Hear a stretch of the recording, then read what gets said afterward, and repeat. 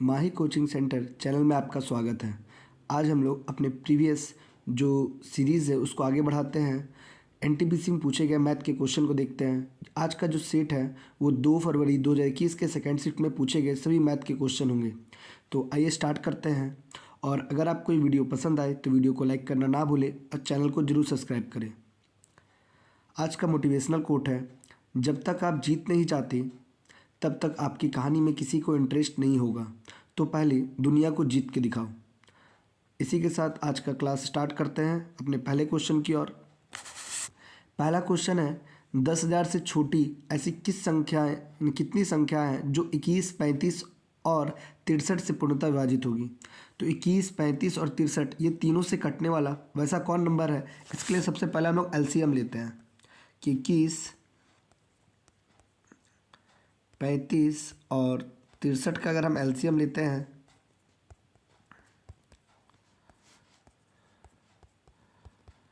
तो 3 पचे 15, 15 तिया 45 और 45 को अगर हम लोग 7 से गुना करते हैं तो आ जाएगा 315। यानी कि तीनों से कटने वाला जो सबसे छोटा नंबर है वो 315 है। अब 315 315 ऐसे उसका टेबल में 10,000 तक कितना नंबर कटेगा, तो क्या करेंगे इसके लिए फिर, तो इसके लिए हम लोग 315 को 10,000 से डिवाइड कर देंगे 3 बार में, और फिर 1 बार में। पूरी तो नहीं कटेगा, बट जो भी कटा वो 31 बार में कटा। तो हम कह सकते हैं कि 315 का टेबल 31 तक जो कि 10,000 तक में कटेगा। तो ऐसी कितनी संख्या होगी, 31 संख्या इसका आंसर होगा। एक आयत के 2 असमान भुजाओं का अनुपात 3:4 है। यदि इसका परिमाप 42 सेंटीमीटर है तो विकर्ण की लंबाई ज्ञात कीजिए। तो सबसे पहले एक आयत बना लेते हैं। कहता है कि इसकी 2 आसन्न भुजा, आसन्न का मतलब हम लोग पड़ोसी समझ सकते हैं, यानी बगल वाला। तो एक हो जाएगा, ये दिया हुआ था 4x और ये दिया हुआ था 3x। तो कहता है कि यदि इसका परिमाप 42 है तो हम लोग जानते हैं कि परिमाप का फॉर्मूला होता है 2 इंटू लंबाई जोड़ चौड़ाई, और ये दिया हुआ 42। तो ये इससे कट गया 21 बार में, और 7 3 21, 7 से 21 कटेगा, यानी x का मान आ जाएगा 3। अब कहता है कि इसका विकर्ण का लंबाई बताइए। तो ऐसे तो हम लोग जानते हैं कि 3 4 इसका ट्रिपलेट क्या होता है 5x। अगर एगो 3x है एगो 4x है तो कर्ण क्या हो जाएगा 5x, और x का मान 3 निकला। तो हम कह सकते हैं 3 पचे 15, यानी कर्ण कितना हो जाएगा 15 सेंटीमीटर। अगला क्वेश्चन नंबर 3। यहाँ पर दिया हुआ रूट 225 किसका होता है 15 का, 15/14। 196 किसका होता है 14 का, 14/22। 484 किसका होता है 22 का, 22/15। देख रहे सब ऊपर नीचे कट ही जा रहा है। तो बचा क्या, तो बचेगा 1। तो इसका करेक्ट आंसर क्या हो जाएगा 1 हो जाएगा। यदि किसी वस्तु का विक्रय मूल्य, 4 नंबर क्वेश्चन, उस पर प्रदान की गई छूट के 3 गुने के बराबर है, यानी वस्तु का जो एसपी है वो छूट का 3 गुना है। यदि छूट का प्रतिशत और प्रतिशत लाभ बराबर हो, यानी जितना का डिस्काउंट मिला था वही क्या है, तो वही उसका प्रॉफिट भी है, प्रॉफिट परसेंटेज। तो प्रदान की गई छूट और क्रय मूल्य का अनुपात ज्ञात कीजिए। यहाँ पर किसी भी प्रकार का कोई नंबर वैसा दिया हुआ नहीं है। तो हम लोग क्या कर सकते हैं कि मान लेते हैं कि जो सबसे यहाँ पर छूट का 3 गुना है विक्रय मूल्य, तो हम मान लेते हैं डिस्काउंट को डी लिखते हैं कि डिस्काउंट हमको 100 रुपये का मिला। तो उसका 3 गुना क्या था विक्रय मूल्य, यानी सेलिंग प्राइस, यानी 3 गुना मतलब कितना हो गया 300। अब कहता है कि लाभ और डिस्काउंट दोनों प्रतिशत बराबर है। तो हम लोग पहले लाभ निकालते हैं कि आखिर आदमी को लाभ यानी डिस्काउंट कितना परसेंट का मिला, डिस्काउंट का परसेंटेज निकालते हैं। तो डिस्काउंट का परसेंटेज निकालने के लिए डिस्काउंट को ऊपर और एमआरपी को नीचे लिखते हैं। तो एमआरपी क्या हो जाएगा, तो हमको टोटल दाम था 400 में 100 छूट मिला तब ना 300 में लिए हैं, यानी नीचे कितना लिखाएगा एमआरपी 400 गुना 100। तो हम कह सकते हैं कि इसे डिस्काउंट हो गया 25% का। अगर 25% डिस्काउंट है तो लाभ भी 25% होगा, क्योंकि यहाँ पर साफ साफ लिखा है कि छूट का प्रतिशत और प्रतिशत लाभ बराबर है। तो हम कह सकते हैं कि 300 पर बेचने पर फिर भी जो दुकानदार है उसको 25% का लाभ हुआ है। तो सीपी कैसे निकालेंगे? तो मान लेते हैं सीपी एक्स था, एक्स का दुकानदार 125% बढ़ाकर वसूला है, और जो कि रुपया में कितना उसको मिला 300। तो ये 5 बार में, ये 4 बार में, और ये कट गया इससे 6, यानी हम कह सकते हैं कि इसका जो दाम था 240 था सीपी। अब यहाँ पर बोला है कि छूट और क्रय मूल्य का अनुपात बताइए। तो छूट कितना का है? तो छूट हम देख रहे हैं 100 रुपया का था, और क्रय मूल्य कितना है? 240 है। इसका रेशियो अगर करेंगे तो ये 5 और ये हो जाएगा 12, अर्थात इसका आंसर होगा 5:12, यानी कि सी नंबर। एक बार फिर समझाते हैं क्या केस में। किसी वस्तु का विक्रय मूल्य उस पर प्रदान की गई छूट का 3 गुना है। तो मान लेते हैं कि छूट 100 रुपया था, तो उसका 3 गुना क्या है? उसका विक्रय मूल्य। अब यहाँ पर हम लोग देख रहे हैं कि जो डिस्काउंट का प्रतिशत है वही लाभ का प्रतिशत है। तो हम लोग जानते हैं डिस्काउंट कैसे निकालते हैं। तो जितना डिस्काउंट मिलेगा उसको ऊपर और एमआरपी को नीचे लिखते हैं, क्योंकि दुकान पे जाने पर हमको एमआरपी पे छूट मिलता था। एमआरपी कितना था? तो 300 और 400 रुपये का चीज़ था जिसमें हमको 100 छूट मिला था। तो डिस्काउंट कितना निकला? 25%। और 25% का डिस्काउंट है तो 25% प्रॉफिट भी है, यानी सीपी का 125% बढ़ाकर बेचा था, जो कि हमको मिला था 300 में। तो वस्तु का सीपी निकल गया 240। अब हम सीपी जानते हैं, डिस्काउंट जानते हैं, दोनों का अनुपात हो जाएगा 5:12। क्वेश्चन नंबर 5 नंबर क्वेश्चन को हम लोग ऐसे ही सॉल्व कर लेंगे। जब सबसे पहले अंदर ये कितना है? 16 रूट किसका होता है? 4 का।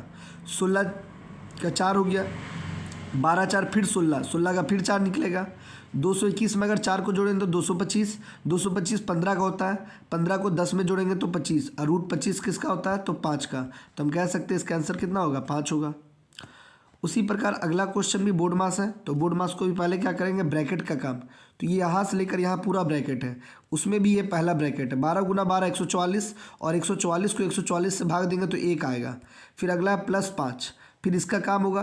तो 6 में से 2 घटेगा तो कितना बचेगा? 4, और 4 से 12 को भाग देंगे तो कितना हो जाएगा? 3, और +10। तो जोड़ने पर कितना हुआ? 19। अब 103 में 19 को अगर घटाते हैं तो मिलेगा 84। तो हम कह सकते हैं इसका राइट आंसर क्या होगा? 84। क्वेश्चन नंबर 7 नंबर क्वेश्चन में क्या कह रहा है? कहता है कि 4 गायों को 28 मीटर लंबी भुजा वाले वर्गाकार खेत के चारों कोनों में इस प्रकार बांधा गया है ताकि प्रत्येक गाय आसन्न कोनों के में बांधी तो गायों को छू सके। मैंने ऐसा बांधना है कि दोनों एक दूसरे को छू सके गाय। यदि वर्गाकार खेत के अंदर के क्षेत्र में मौजूद वाले घास, पहले हम लोग फिगर बनाते हैं तब समझ आएगा। ये एक वर्गाकार एक खेत है,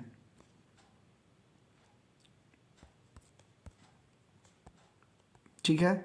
अब इसका कोना कोनी पे जो कि बांधा गया है गाय को, तो अगर यहाँ पर इसका कोना कोनी में यहाँ एक यहाँ पे, एक यहाँ पे और एक यहाँ पर कोना कोनी ऐसा बांध रहा है कि सब एक दूसरे को टच कर रहा है, यानी कुछ इस प्रकार का।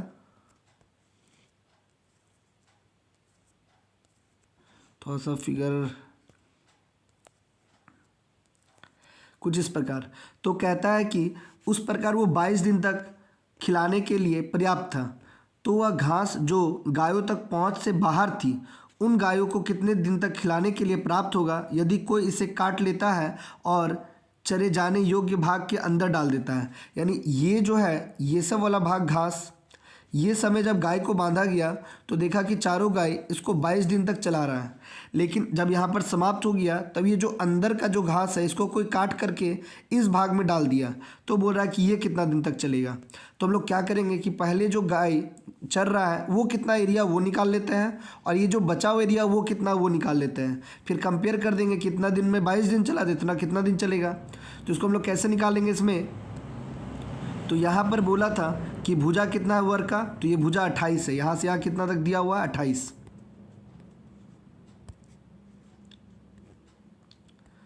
28 है। तो यानी यहाँ से यहाँ कितना होगा? छोटा 14 हो जाएगा। तो हम लोग क्या करेंगे? तो पहले हम लोग अगर हम चारों कोना का बात करें, ये चारों, तो चारों को जोड़ने पर एक वृत्त बन जाएगा। तो वृत्त का क्षेत्रफल निकालेंगे। तो वृत्त का क्षेत्रफल होता है पाई r²। पाई का मान बोला है 22/7 लेने, और r हो गया 14। 14 गुना 14, तो ये हो गया कितना बार में 2, यानी कि 616। एक ज़्यादा ही कॉमन चीज़ आता है कि क्षेत्रफल जब भी वृत्त का निकालना हो तो रेडियस 7 होता है या तो 14 होता है ज़्यादातर प्रश्न में। तो 7 अगर मिलेगा तो डैट उसका क्षेत्रफल याद कर सकते हैं 154, और अगर 14 मिलेगा तो डैट उसका हो जाएगा 616। ये दोनों कॉमन चीज़ है, लिखते लिखते याद हो जाना चाहिए। अब यहाँ पर क्या देख रहे हैं कि ये हो गया जो कि इसमें ये लोग चरा था, तो हम देख रहे हैं कि 616 चरने में उसको लग गया 22 दिन। अब बचा हुआ भाग का क्षेत्रफल निकालते हैं, तो क्या देख रहे हैं कि वर्ग के क्षेत्रफल में अगर ये गोल वृत्त को घटा दे तो अंदर वाला भाग निकल जाएगा। तो वर्ग का क्षेत्रफल होता है भुजा स्क्वायर, भुजा 28 है तो 28 का स्क्वायर कितना होगा 784। उसमें अगर हम लोग 116 घटा देते हैं तो 14 में से 6 जाएगा तो 8, 7 में से 1 जाएगा तो 6, और 6 में से 1 यानी कि इतना बचा हुआ है। तो हम समझ गए इतना बराबर इतना, तो इतना बराबर कितना होगा, तो इसको हम लोग अनुपात में भी निकाल सकते हैं कि 600 बराबर 16 बराबर 22, तो 168 बराबर कितना x। ये इससे कट रहा है के बार में 11 दूनी, और 11 पचे 55, और ये बचा कितना 11 चक 66। और कौन कट रहा है तो देख रहे और एक बार कट रहा है, ये किससे, तो ये हो जा रहा है 28 बार में।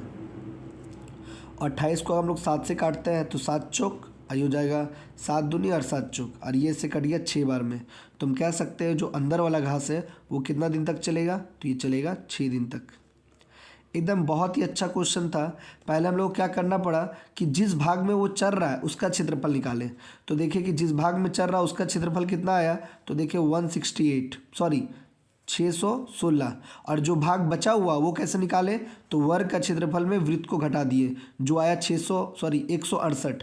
तो 616 बराबर 22, तो 168 बराबर कितना, एक एक नियम से निकाल दिए। आगे बढ़ते हैं अगले क्वेश्चन की ओर।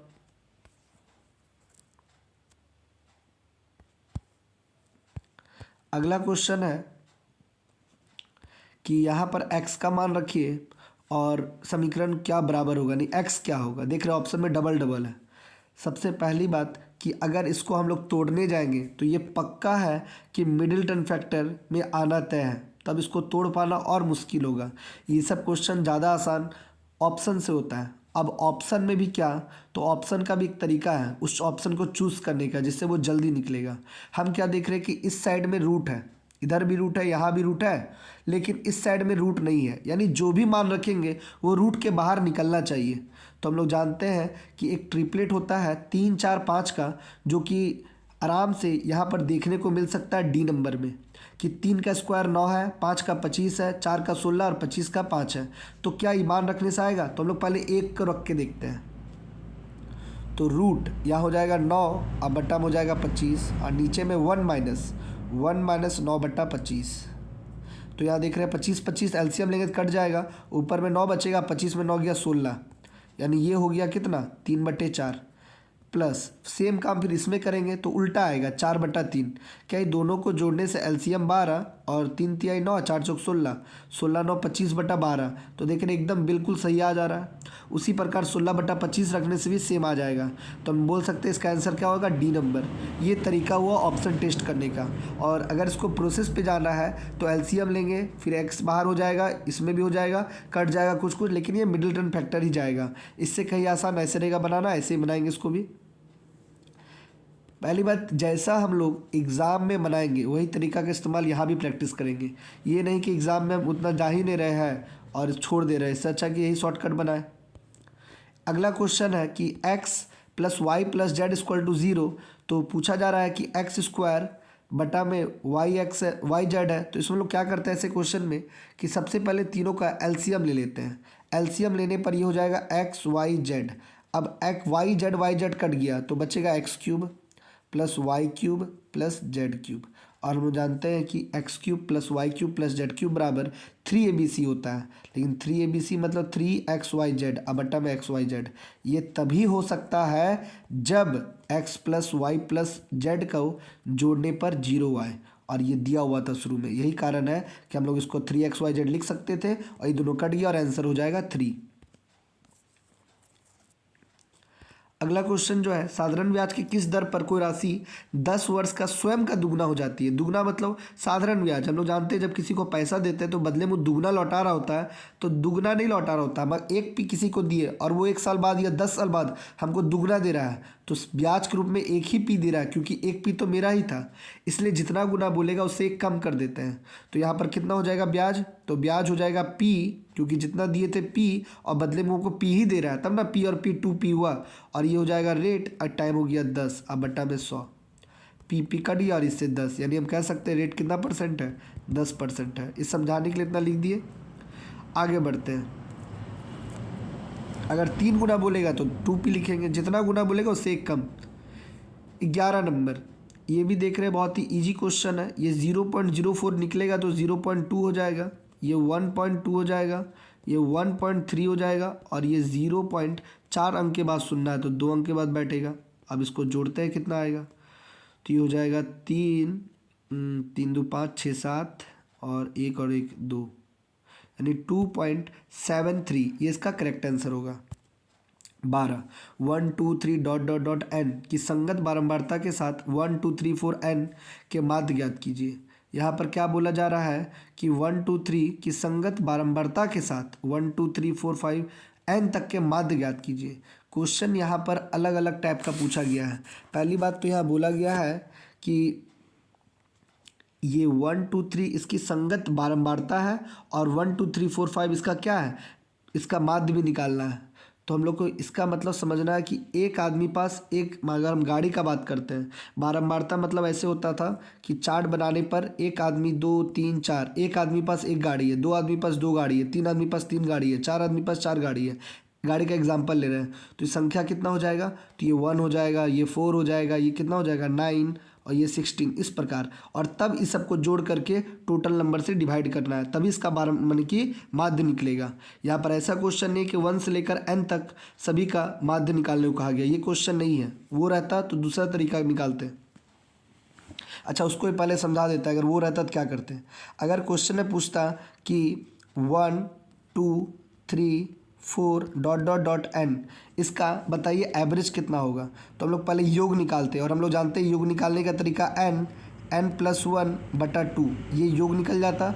और टोटल कितना संख्या है, तो देख रहे n संख्या है, तो इसको n से भाग दे देते हैं, तो n और n कट जाता, तब मेरा आंसर आता n+1/2। ये आंसर होता तब, कब, जब वो पूछता कि 1 2 3 4 5 n तक के संख्याओं का माध्य बताइए। बट यहाँ पर ये क्वेश्चन ऐसा नहीं है। क्वेश्चन में बोल रहा है कि 1 2 3 करके n, और उसी के साथ साथ वो 1 2 3 उसका संख्या भी है, तो बताना उसका 12 माने कि माध्य क्या होगा। तो हम लोग ऐसे लिखेंगे 1 × 1, यानी एक आदमी पास एक है तो 1 का स्क्वायर हो गया, फिर 2 का स्क्वायर हो गया, फिर 3 का स्क्वायर हो गया, डॉट डॉट डॉट n का स्क्वायर हो गया। ये हो गया योग। और टोटल कितना संख्या है, तो टोटल जो संख्या है वो n तक संख्या है। 1 2 3 कितना तक है तो नहीं मालूम है, तो नीचे संख्या लिख देते हैं 1 2, क्या कि ये टोटल कितना उसका योग निकालेंगे तब ना पता चले कितना फैमिली है। ये 1 फैमिली, ये 2 फैमिली, ये 3 फैमिली, ऐसे डॉट डॉट डॉट n तक है। इसको सॉल्व करेंगे तो मेरा एवरेज निकलेगा। अब ये जो ऊपर वाला तरीका होता है उसके लिए फॉर्मूला होता है 1/6 n+1, अब ब्रैकेट में 2n+1, और नीचे में जो होगा उसके लिए फॉर्मूला होता है n+1/2। अब देखते हैं क्या कट रहा है, n और n कट गया, ठीक है, ये और ये भी कट गया, ठीक है। अब क्या देख रहे हैं कि 6, ये 2 कहाँ जाएगा ऊपर, ये 2 से ये 3 बार में कट गया, तो बचा क्या, तो बचा ऊपर में 2n+1 अब बट्टा में 3, यही इसका करेक्ट आंसर हो जाएगा। ये बारंबारता क्वेश्चन है। ये क्वेश्चन ऐसे आता था, क्लास 10 का ही क्वेश्चन है, बट उसमें पाई चार्ट के रूप में रहता था ऐसे कि ABCD, या फिर परिवार दे देता था कि परिवार 2 ठो परिवार, एक जहाँ पे, एक जहाँ 5 परिवार है, एक जहाँ 3, एक जहाँ 4, ऐसे। पहले परिवार में 4 बच्चे हैं, दूसरे परिवार का दे दिया गया 3, फिर 4, फिर 2, तो इस प्रकार पहले हम लोग गुना करके टोटल निकालते थे, टोटल संख्या कितना हुआ, और ये सबको जोड़ करके इससे भाग देने पर यहाँ पर एवरेज निकलता था। वही क्वेश्चन है, बस यहाँ पर लिखने का तरीका अलग है। समझ आ गया होगा। इसके बाद अगले क्वेश्चन की ओर बढ़ते हैं।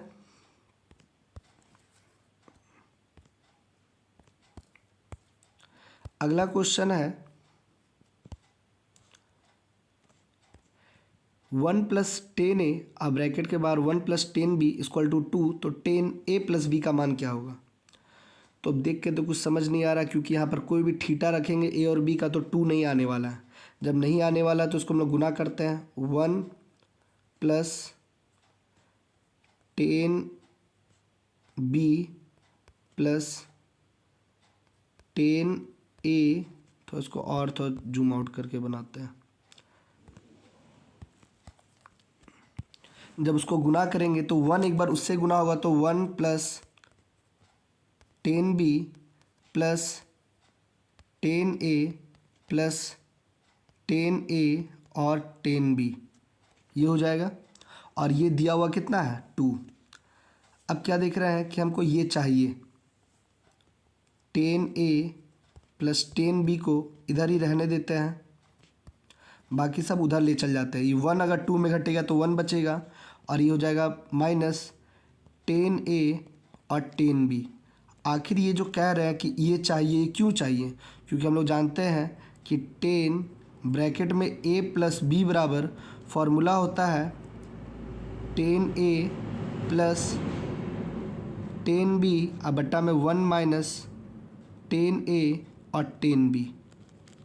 अब क्या देख रहे हैं कि ये जो है यही तो यहाँ नीचे लिखा हुआ है, यानी कि इसको हटा करके हम लोग ये लिख सकते हैं और ये ऊपर नीचे कट जाएगा, और कटने पर कितना आएगा? 1, अर्थात इसका आंसर कितना हो जाएगा? 1 हो जाएगा। ये फॉर्मूला बेस्ड पे दिया था क्वेश्चन। अगला जो क्वेश्चन है, क्वेश्चन नंबर 14 में कहता है कि एक चतुर्भुज के कोणों का अनुपात 1, 3, 4, 7 है, तो सबसे बड़े और सबसे छोटे कोण का माप का अंतर बताइए। सबसे बड़ा 7 है, सबसे छोटा 1 है। 7 में 1 गया 6, जो पूछता है ऊपर कुल कितना हो गया? 4 3 7 7 14 1 15 नीचे, और टोटल कितना डिग्री होता है चतुर्भुज में? तो 360। अब इसको काट देंगे तो 15 दूनी 30, 15 चौक 60, और 6 को 24 से गुना करेंगे तो 144। तो हम कह सकते हैं सबसे बड़ा और सबसे छोटा के बीच में 144 डिग्री का अंतर है। अगला क्वेश्चन, एक विक्रेता एक वस्तु को 500 में खरीदता है और 550 में बेचता है, तो प्रतिशत लाभ कितना का हुआ? 50 रुपये का। क्रय मूल्य कितना था? 500 इंटू 100, यानी कह सकते हैं इसको बेचने पे 10% का लाभ हुआ।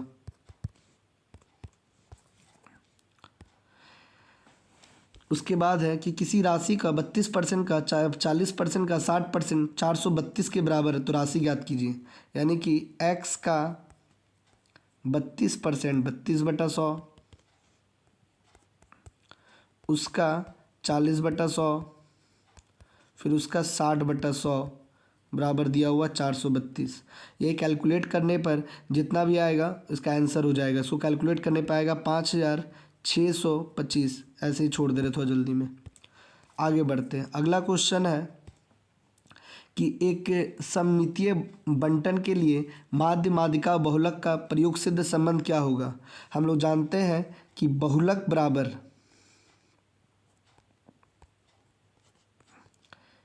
3 माध्यिका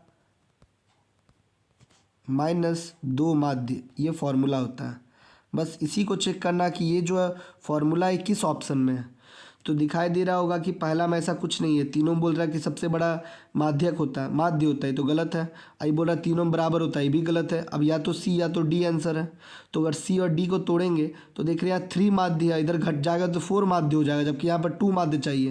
यानी डी नंबर ही ऑप्शन सही आएगा कि अगर ये 1 माध्य को उधर ले जाते हैं तो ये कितना हो जाएगा? देखो ये 3 माध्यिका को ए मान लेते हैं और इसको मान लेते हैं 3b, तो ये हो जाएगा जुट करके b, तो ये हो जाएगा कितना? 3a और -2b। यही इसका करेक्ट आंसर हो जाएगा। या फिर इसको अपने से तोड़ लो, यही लाइन आ जाएगा 3 माध्यिका -2 माध्य। क्वेश्चन नंबर 18 कहता है कि इतना का मान ज्ञात कीजिए। ये सब पैटर्न पे आधारित क्वेश्चन है, ये सब फॉर्मूला पे है। 5.4 का क्यूब है ना, तो अगला भी किसी का क्यूब होगा, वो पक्का है। तो यहाँ पर दिया हुआ 5.4 का क्यूब और माइनस ये होता है 0.4 का क्यूब। माइनस का साइन है तो बस दोनों को घटा दो, आंसर आ जाएगा। तो इसका आंसर हो जाएगा 5। क्यों? क्योंकि नीचे में फॉर्मूला बेस्ड क्वेश्चन है। ये क्या फॉर्मूला है तो हम नीचे में ऐसे समझाने के लिए बता दे रहे हैं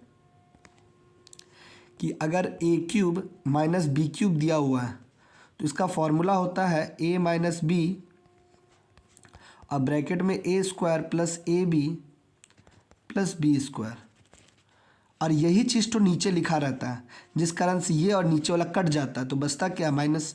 अगर बीच में माइनस का साइन तो माइनस करेंगे, बीच में प्लस का साइन था तो प्लस करेंगे। इसके बाद अगला जो क्वेश्चन है,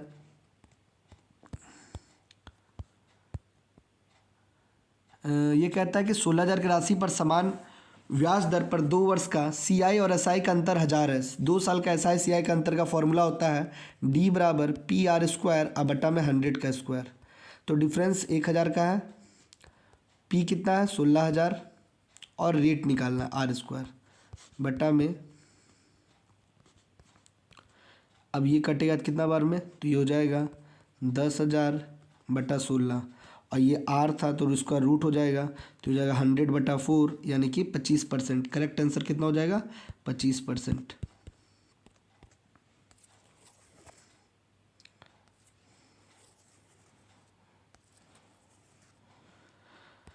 क्वेश्चन नंबर 20, 1 + 1/x इस सीरीज़ है, कुछ नहीं, एक वो तोड़ के देखेंगे अपने आप पता चल जाएगा क्या होने वाला है।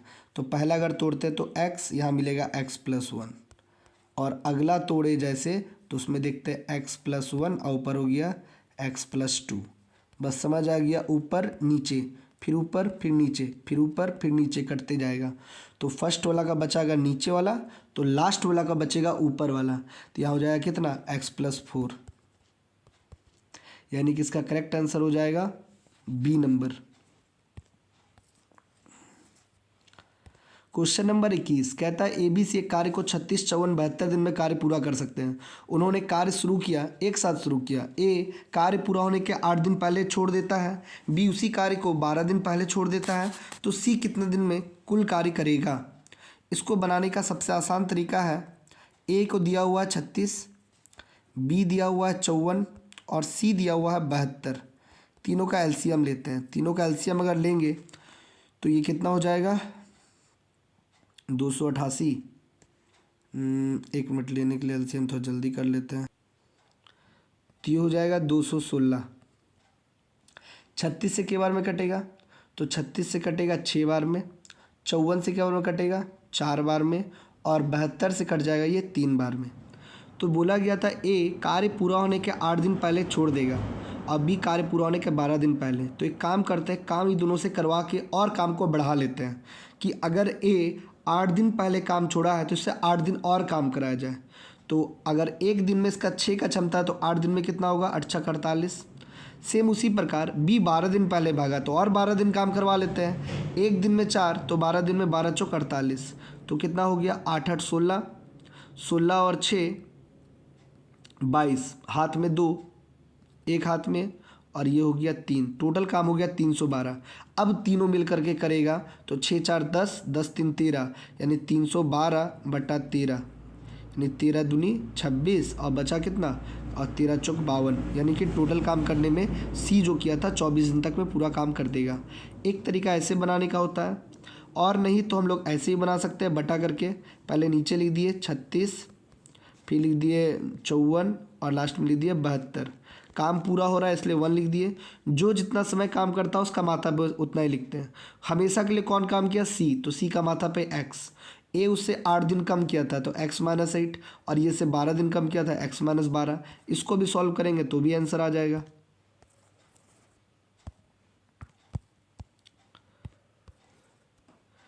अगला जो क्वेश्चन है, क्वेश्चन नंबर 22 में 2 व्यक्ति A और B 3 और 4 के किलोमीटर प्रति घंटे की रफ्तार चाल से एक बिंदु से चलना शुरू करते हैं। यदि वो एक ही दिशा में आगे बढ़ रहे हो, एक ही दिशा में, एक बिंदु से एक ही दिशा में दोनों आगे बढ़ रहा है, एक का स्पीड 4 है, एक का स्पीड 3 है, तो 6 घंटे के बाद कितना दूरी होगी।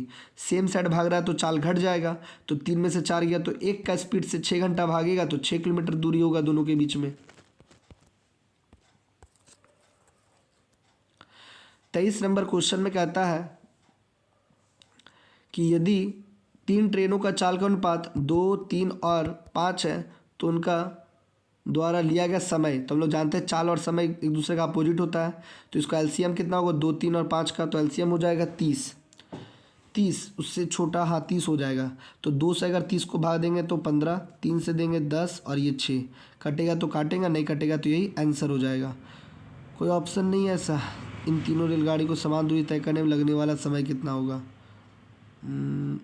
2, 3, 5, 30, 15, 10, 6।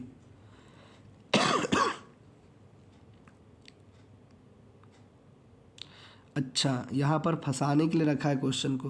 क्वेश्चन का जो पहला नंबर ऑप्शन है वही उसका करेक्ट आंसर हो जाएगा। यहाँ पर क्या हो जाएगा कि ये 1/2, 1/3 और 1/5 करके छोड़ दिया है, इसको आगे बढ़ा के नहीं रखा है। अगर पूरा बढ़ाता तो आंसर 15, 10 और 6 होता है, बट अगर नहीं तोड़ेगा तो यही इसका करेक्ट आंसर। उल्टा तो कर दिया है, 2 को 1/2 लिख दिया, 3 को 1/3 और 5 को 1/5 लिख दिया है। अब यहाँ पे क्वेश्चन में देख रहा है कि बट्टा में ही छोड़ दिया, जिसका भी आंसर 1 हो जाएगा। क्वेश्चन नंबर 24, अतुल एक पुरानी गाड़ी 4000 में खरीदता है और इसकी मरम्मत में 400 रुपये खर्च करता है। यदि वह इस साइकिल को 5000 में बेचता है तो प्रतिशत लाभ ज्ञात कीजिए। 4000 का गाड़ी 400 खर्चा किया तो अब उसका इन्वेस्टमेंट हो गया 44,000 का, और बेच कितना में रहा है 5000 में, तो प्रॉफिट कितना का हुआ 6,600 का, और जो कि वो इन्वेस्ट किया था यानी CP उसके लिए हो गया 4400। तो परसेंटेज निकाल लेते हैं। 4 से काटेंगे तो 150 और ये काटेंगे 11, 11 एकम 11, बचा कितना 4, 0, 11 तिया 33, और ये हो जाएगा आंसर 13.7/11% का लाभ होगा। क्वेश्चन नंबर 25, यहाँ पर कहता है कि x³ + 1/x³ बराबर 18। पिछले क्वेश्चन में स्क्वायर का था, उसमें एक लॉजिक था जो कि 2 को प्लस या माइनस करके जो भी स्क्वायर बन जाता था वही आंसर हो जाता था। यहाँ पर थोड़ा सा दिमाग और यूज़ करेंगे तो ये भी आसानी से बन जाएगा। इसमें क्या करना पड़ेगा कि ये जो 18 दिया हुआ है, हमसे पूछा तो ऐसा जा रहा है, तो क्या करना होगा कि इसमें ऑप्शन से हम लोग आसानी से निकाल सकते हैं कि कौन ऐसा ऑप्शन है जिसको 3 से गुना करने के बाद या तो 18 में जोड़ेंगे या तो 18 में घटाएंगे, वो किसी का क्यूब बन जाए। अगर कोई भी एक ऐसा ऑप्शन हो जा रहा है तो वह इसका राइट आंसर होगा। जैसे पहला ऑप्शन है 9, क्या 9 को 3 से गुना करें तो 9 तिया 27, 27 में अगर 18 घटाते हैं तो बचता है 9, 9 किसी का क्यूब होता है, 9 किसी का क्यूब नहीं होता है। उसी प्रकार 4, 4 तिहाई 12, 12 को 18 में घटाते हैं तो देख रहे हैं घटाने पर भी नहीं आया, और जोड़ के भी देखेंगे, ऐसा नहीं कि सिर्फ घटाएंगे, दोनों कर लेंगे, क्योंकि प्लस माइनस का सिंबल के कारण कभी घटेगा कभी जुटेगा। तो यहाँ पर देख रहे हैं 4, 4 तिया 12, 12 अगर जोड़ेंगे तो 30 नहीं होता है, और 12 घटाएंगे तो मिलेगा 6, वो भी किसी का क्यूब नहीं होता है। अगला ऑप्शन है 3, 3 को अगर हम लोग 3 से गुना करेंगे तो 3 तिहाई 9, अगर 18 में 9 घटाते हैं तो 9, 9 किसी का क्यूब नहीं है, लेकिन अगर 9 जोड़ते हैं तो 18 9 कितना हो गया 27, और जानते हैं 27 3 का क्यूब होता है, इसलिए इसका आंसर कितना हो जाएगा 3 हो जाएगा। यानी क्यूब वाले क्वेश्चन में क्या करेंगे कि ऑप्शन को 3 से गुना करेंगे और उसके बाद उसमें या तो जोड़ेंगे या तो घटाएंगे। जोड़ने या घटाने किसी भी कंडीशन में अगर वो क्या आ जाए, क्यूब आ जाए किसी भी संख्या का, तो वही उसका करेक्ट आंसर हो जाएगा। और अदरवाइज अगर प्रोसेस से जानना है कि नहीं इसको प्रोसेस से ही बनाना है तो इसके लिए हम लोग कर सकते हैं, ये फॉर्मूला होता है कि x + 1/x बराबर अगर k, तो x + x³ + 1/x³ बराबर होता है k³ - 3k। अब ये दिया हुआ इससे हमको k तक जाना है, तो हम लिख सकते हैं k³ - 3k बराबर दिया हुआ 18। अब चाहे तो यहाँ पर देख रहे हैं, अब तो इसको बनाना ही मुश्किल हो जाएगा, तो यहाँ पर ऑप्शन टेस्ट ही करना पड़ेगा लास्ट में वहाँ भी। तो 3 रखेंगे तो 3 का क्यूब 27 और 3 तिहाई 9, 27 में 9 घटेगा तो 18, तो हम कह सकते हैं इसका करेक्ट आंसर कितना होगा 3 हो जाएगा। और अदरवाइज अगर डायरेक्ट याद रखना तो ऐसे याद रख सकते हैं कि कौन ऐसा ऑप्शन है जिसको 3 से गुना करने के बाद या तो जोड़ेंगे या तो घटाएंगे, वो अगर किसी का क्यूब बन जाता है तो वही उसका करेक्ट आंसर होगा। क्वेश्चन नंबर 26, ABC क्रमशः एक वृत्ताकार स्टेडियम के परिध घूम रहे हैं और वो 42 सेकंड, 63 और 84 सेकंड के बाद पुनः चक्कर पूरा करते हैं, तो वो कितने से बाद पुनः मिलेंगे। एलसीएम ले लेंगे, आंसर आ जाएगा। तो ये तीनों का एलसीएम 252 होगा, इसलिए करेक्ट आंसर इसका 252 है। ठीक है, इसका अगला क्वेश्चन है, रूपर्ट 4600 में एक पुरानी टीवी खरीदा और इस पर ठीक करवाने के लिए कुछ कुछ और पैसे खर्च किए, अब बाद में 5,406 रुपये में बेच दिया, 6% का लाभ हुआ, तो टीवी ठीक कराने में कितना खर्च किया? जब 5,406 में बेचा तो 6% का लाभ हुआ, यानी उसका रियल दाम था x, खर्चा करने के बाद उसका 106% है 5,406। अब इसी को कैलकुलेट करेंगे तो कैलकुलेट करने पर कितना मिल जाएगा? तो कैलकुलेट करेंगे तो ये 50 और ये हो गया 53, और ये काटेंगे 53 एकम 53, 53 102, और ये हो गया 5 दूनी 10, अब 5, यानी कि ये हो जाएगा 5100, टोटल हो गया 5100। अब गाड़ी का दाम कितना था? 4600, यानी खर्चा कितना किया है बनाने में?